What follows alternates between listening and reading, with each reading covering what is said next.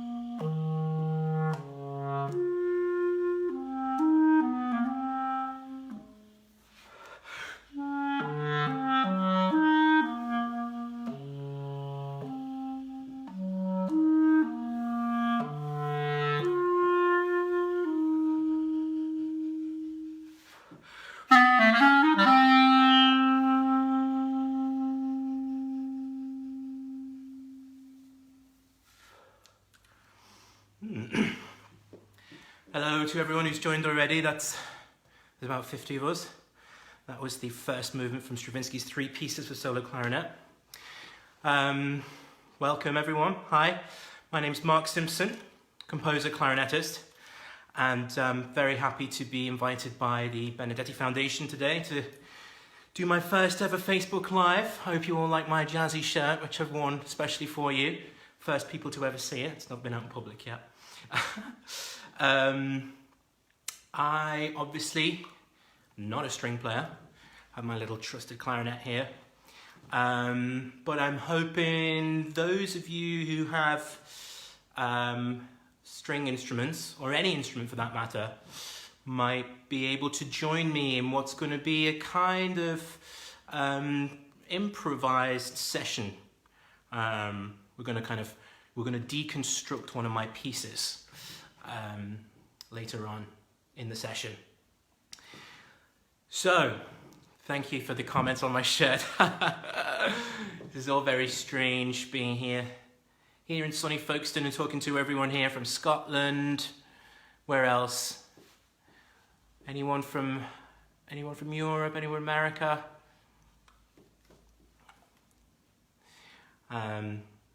Yeah, no, I'm very, very happy to be here. Very happy to talk to you about who I am, what I do. And so I spend my time mostly composing, but I also play the clarinet. For those of you not kind of familiar with my kind of clarinet work or my playing, I was a BBC Young Musician of the Year. Actually, the year after Nicola Benedetti won it, she actually handed me the trophy from her previous win, as was the rule back then, and that's when I first met Nicola, and then I kind of managed to balance a career as composing and playing. I've written many different kinds of pieces, from solo, chamber music to orchestral. I've written a big oratorio, I've written an opera set in a nightclub, but somehow I've managed to also keep the clarinet going, and so I've performed at the Proms twice, Lindbergh Clarinet Concerto, Nielsen Concerto, I'm a BBC New Generation artist, and really very, very lucky to be able to balance both clarinet and composing in my career. And they do feed into one another. I often say that my clarinet, my composing work is inextricably linked to the kind of performer that I am. And I wanted to play for you today a piece that I wrote for me to play, a solo clarinet piece. And what I want to do is just kind of open up some questions and some ideas about how you write for yourself as a performer composer, and on a kind of more of a fundamental level, just maybe discuss some of the foundational things about compositional practice. The piece I'm going to play for you now is called Darkness Moves, and it's based on the poetry of Henri Michaud, and he was born in Belgium and spent most of his life in Paris. He was interested in the darker aspects of the human psyche, and he was also a painter. And so I was very interested in his poetry, and was reading a lot of it back in 2016 when I was living in Bordeaux, and I wanted to react to it in some way. And so usually I'm writing music which is at the piano, and kind of plan and write into full score that way. But this was the first time that I'd written for myself as a performer on the clarinet. So there's a distinction there. And so I found that the gestures and the melodies, inverted commas, you'll see why in a sec, the harmony, the whole kind of the musical DNA was much different to how I play on the piano. So I'm going to play for you the first half of this piece. It's quite crazy. It's quite wild. And then I'm going to talk about it, open some questions up. For those people who want to, please send in the comments. I'll try and answer them as I can, as I play. And then what I'm going to try and get you to do at home is to do something similar and to write your own piece for your own instrument. So if you have an instrument with you now, string players, brass players, anyone, also if you wind players as well, get them out, but any instrument, get your instrument out, and once this is finished, we're going to compose our own kind of free improv based on my piece. So here it is, the first half of my piece, Darkness Moves.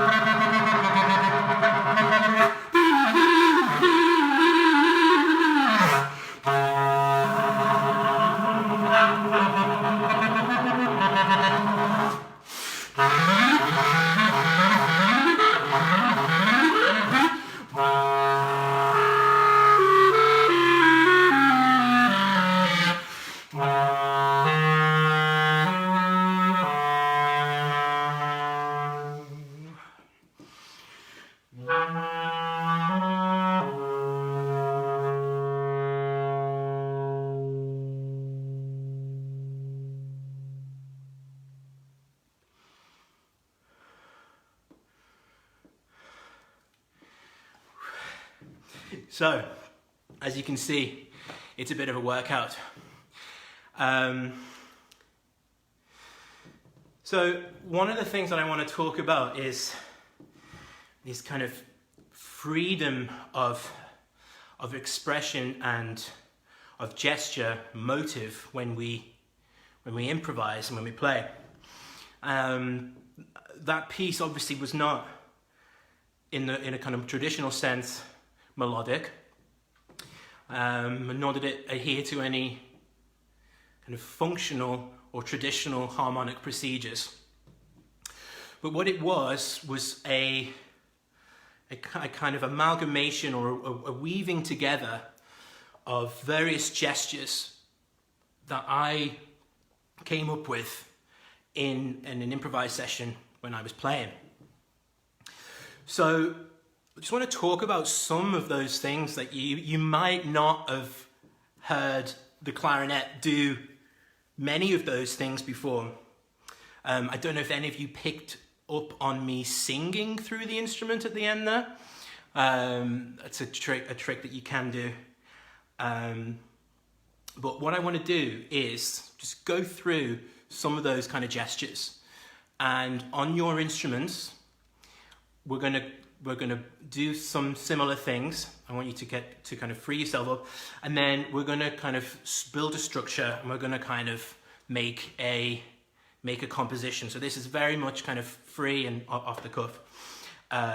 So if you do have an instrument, do get it out, get ready, and kind of just play along with me at home, and we'll kind of just free ourselves up and see what we can do. So the piece begins with the same note but played differently, which is on the clarinet, it's an F sharp. This is an A clarinet.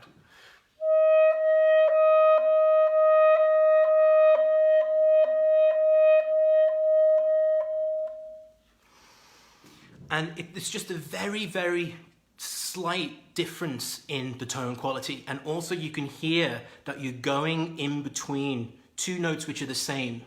So to the ear, it sounds slightly confusing. It's a kind of discombobulated in a way, kind of shake. So, and then that's followed by a very, very slow glissando down.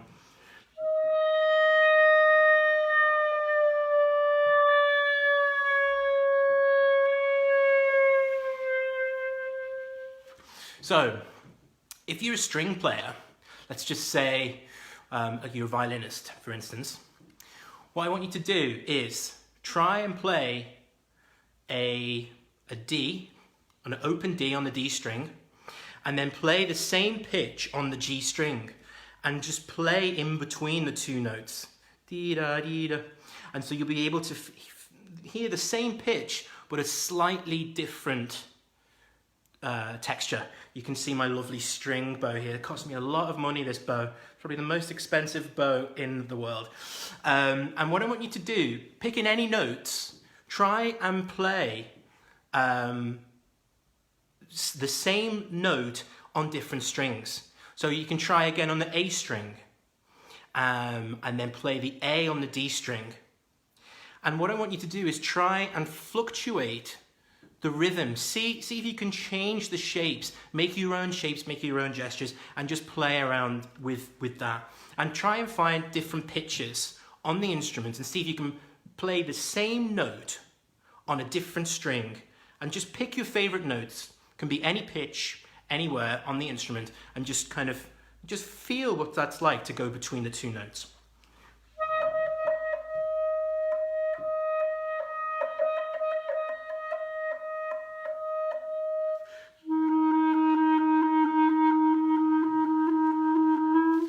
So you can hear there's a slight difference. It's almost kind of like a computerized in a way.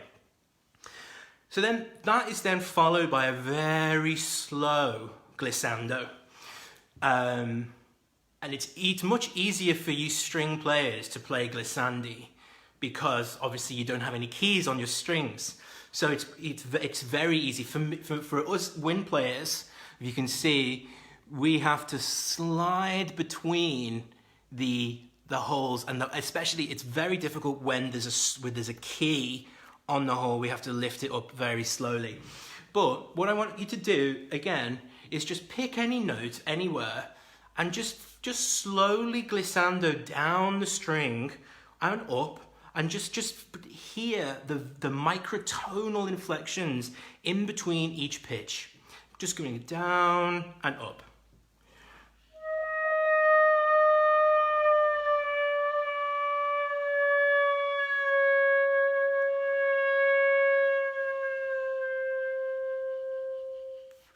See, even between one semitone, there's actually quite a lot of a change. So just find one note and see if you can see how slowly you can go between one semitone, and change the semitones around different pitches, high, low, on different strings, and just feel what that's like.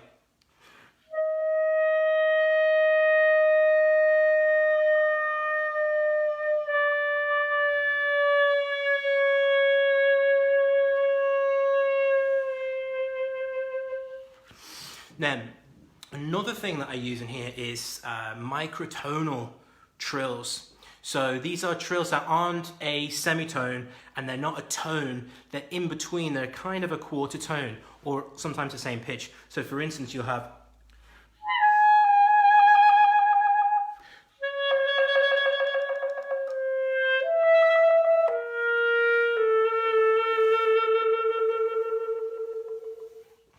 and I don't know if any of you have played contemporary music before or studied in this kind of depth, but it may be the first time that you are actually playing intervals that are between semitones, but does it matter? Try it and just go in between each semitone very slowly and see, and then just try little trills. See if you can do a microtonal trill, so not a semitone, not a full tone, just in between. So not, which is a semitone, but in between.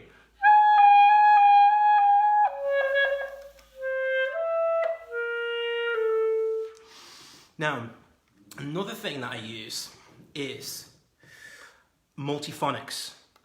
Now, on a clarinet, it's quite difficult to do. On a string instrument, it's much easier. So you're talking about playing more than one pitch at a time, multiple pitches, chords, things like that. For a single note instrument, like a wind instrument, it's very difficult to play multiphonics. So if you can hear, if I play this note,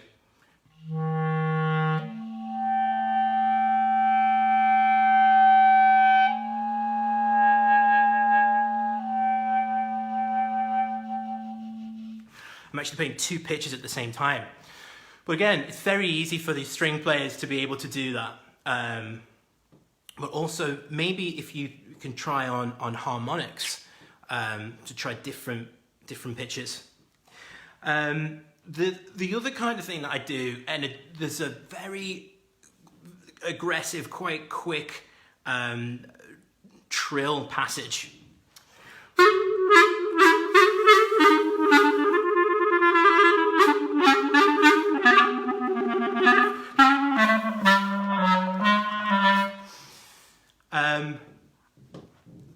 And I understand that in itself is a very frenetic kind of energy. It's very focused and shaky. But I wonder if anyone has played pieces like this before, which have these kinds of very wild gestures. So what I'm trying to get you to do, or try and get you to think about, is an extremity of gesture. Extreme gestures which are super quiet, super slow, big leaps in between, and erratic, like this particular passage here. So I just wonder whether or not you can try some irregular trills, and see if you can get something which sounds a bit kind of erratic, a bit kind of wild.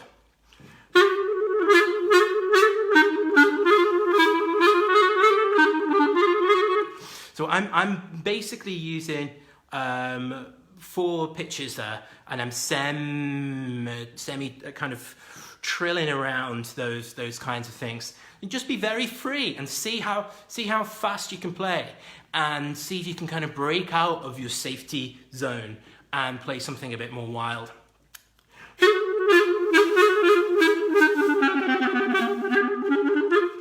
Obviously, I understand if you're string players, it's not as well. Maybe it is as easy as this. It's only one semitone. And then the other thing that I do at the end, which is kind of cool, is to sing through the instrument. Now, it makes when you sing through a wind instrument and play at the same time the pitches, it's a bit of a shock. In fact, when any instrumentalist plays and sings at the same time, it's a bit of a shocking performance. But I wonder if you can hear me when I sing these pitches here.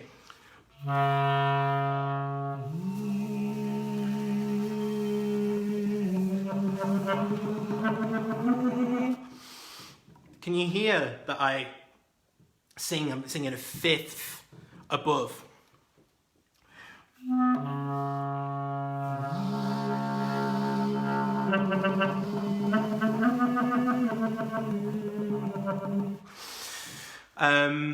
So I wonder whether or not on your instruments, wind, brass or string, you can experiment with trying to sing at the same time. I would say, for instance, if you're a violinist or a string player, cello, maybe you need a deep voice for that, Lucy, but try and play a string, an open string that you can also sing the same pitch of. So the girls will be singing higher pitches. Boys, if you need to, you can go on the lower strings or sing an octave below. And hum the string, hum the same note, and then try and play a scale. Try and play let's just say for the sake of argument, you play a G major scale on the open G on the bottom of the violin, and you sing at the same time as you play that scale. Obviously, that's a technique that you can practice and utilize in whatever way you want to. And there are kind of bluegrass and kind of American folk musicians who also sing and play at the same time, and Scottish fiddlers as well, to name it. So anyway, all of these techniques are just something which are outside of the kind of normal, in inverted commas, way that you would play the clarinet or an instrument. And what I'm trying to do is to push the boundary there of what we perceive the instrument to be. For my piece, it worked really well because I was able to use these wild, expressive gestures to paint a picture that was distorted or kind of demented or slightly kind of dark in a way. And so the source material, the inspiration, the poems that I'd read, they fed into those kinds of gestures. So if you are a budding composer and you're interested in trying to find ways to free yourself up, look for points of inspiration around you in the world, in poetry, in art, in literature, and try and find something that makes you kind of, it's very difficult to describe the feeling of inspiration, but it's like there's a fire. It's very instinctive. A light bulb goes on. You'll feel a connection with the material. If you read a book or you see a painting and you connect with that, that's when you know there's something there for you to start to get creative with and to kind of open up. So for me, I was very much interested in this poetry, so I started to kind of experiment with these ideas. Now we've got a few minutes left, and I wanted to just try to see if we can maybe come up with our own little kind of composition, which is based on my piece in a way. So before I broke down some of those kind of extended techniques, those gestures. Now, I just want to recap some of them. So we have the playing the same note on different strings. If you've got a pen or a piece of paper, could be good to write these down. But this is, we could say this is number one. Play the same note on different strings. So you should play, find a different pitch and a round. We had the second one, which was very slow glissandos up and down the instrument. Then we had some microtonal trills. Do you remember those trills that were between the semitones? And then we had some of the harmonics, or double stops, or chords. And then we had some erratic, kind of crazy trills. So there are 5 things there. We'll recap. We got number 1, same note, different strings, same note anywhere. 2, slow gliss. 3, tombrel trills. 4, harmonics. 5, erratic trills. Now, I have in here some numbers, 1 to 5. And what I'm going to do to come up with a kind of mini structure for the improvisation is to just pick out at random the numbers which will correspond to those gestures, and then that's going to give us the chronology, the way in which we kind of play these gestures one after another. So if you have got a pen and you've written those down, great. If you don't, well, get one now and do it again. So we're going to start with number 2, which was the slow glisses. Okay? And so I want you to pick any pitches anywhere on the instrument and just feel the whole instrument and just slowly gliss in between.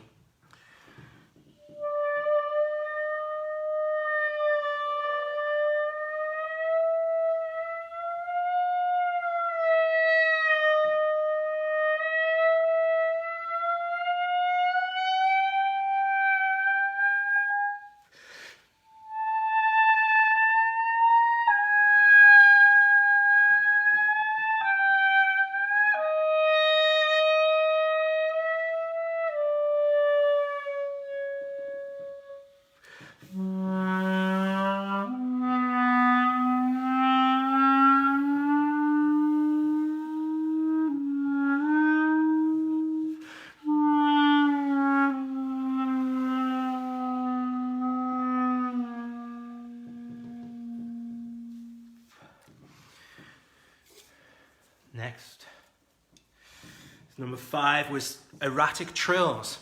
So remember, picking any notes anywhere, and I want you to make erratic, almost unmeasured. Don't think of time as a structured thing in a time signature. Think of it very, very free. Think of small units that are very quick in succession, kind of bum bum bim biding bum ba ba bi di da da da da di da ba ba ba ba. Those kinds of things. Okay.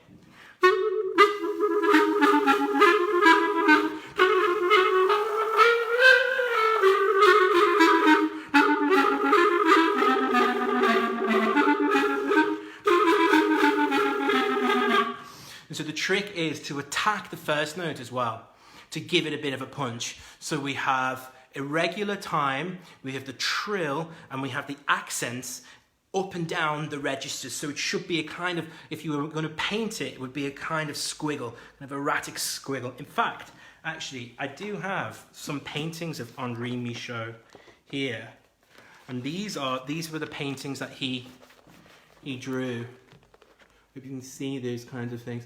very kind of free form, erratic kinds of things. So along with the poetry, these paintings inspired this piece. Again, so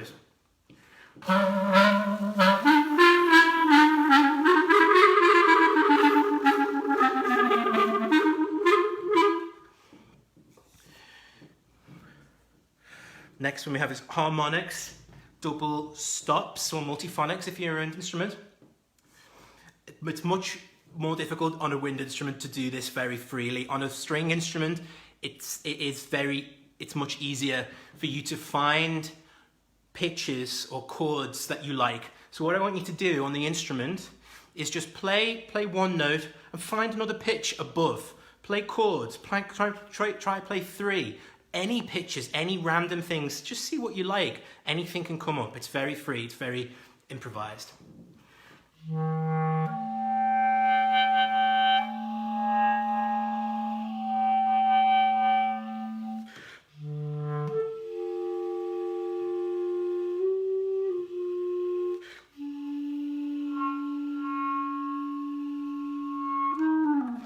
That's much harder to do on a clarinet.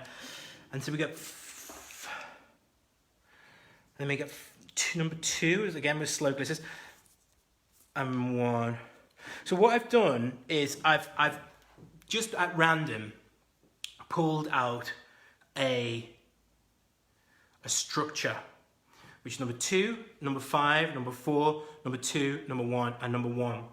And so what I'm going to do for you now is I'm just going to improvise on these gestures that come from my piece, and I will totally see what happens. So if anyone wants to join me in the improvisation, the numbers are 2, 5, 4, 2, 1, and then 1 again.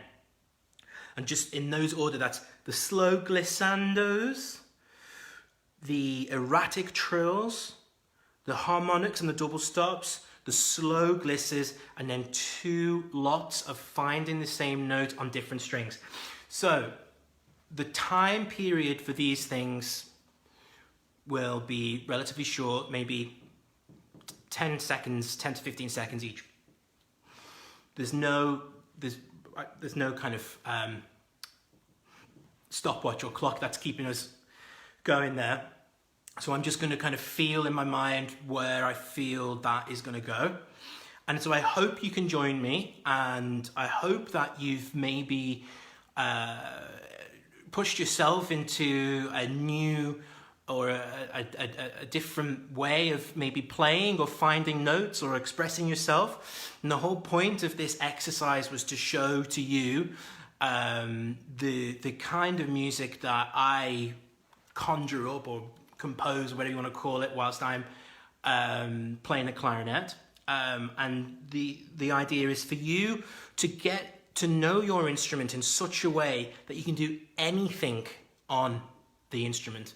Not just scales and arpeggios, but a whole range of different textures, of different sonorities, of different expressive gestures. You know, it's not just 19th and 18th century classical music. You know, I want you to get you to kind of push away from that and find a different way of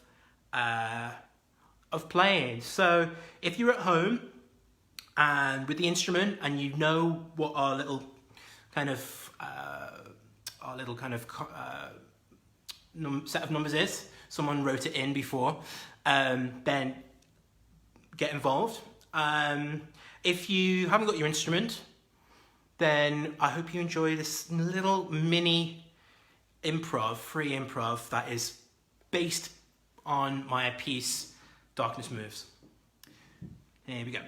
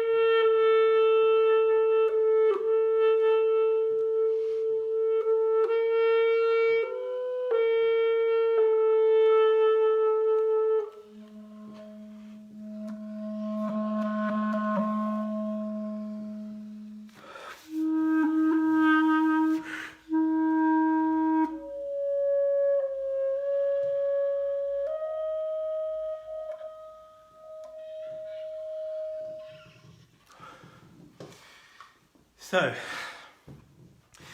that was just a very free riff, kind of improvised little something or other, which is based on gestures from my piece. And I hope that you join me at home if you did have your instrument. And I really hope that this was useful for anyone who was interested in exploring the kind of the outer boundaries of their instrumental playing. If you want to check out my piece, Darkness Moves, which I played for you, it is on YouTube. You just have to type my name in, Mark Simpson, Darkness Moves. You can also check out some of my other pieces on there. And there's some music on Spotify as well. And so if anyone has any questions, I can probably maybe ask you questions, but I just want to say thank you to Nicola Benedetti and the Benedetti Foundation for asking me to join you today on my first Facebook Live ever with my really crazy shirt, which we had to have because the black was so blue. We needed to stick out. And if you want to follow me, I'm on Twitter, MarkSimpson88, and I'm on Instagram, MarkSimpson732. So if there aren't any questions, then I will just say bye to everyone, and I hope that everyone is safe and well and looking after themselves in this crazy lockdown period. Be kind to yourselves. Really be kind to yourself. That's the most important piece of advice I can give you during this thing. And yeah, thank you for having me, and see you all soon. Bye.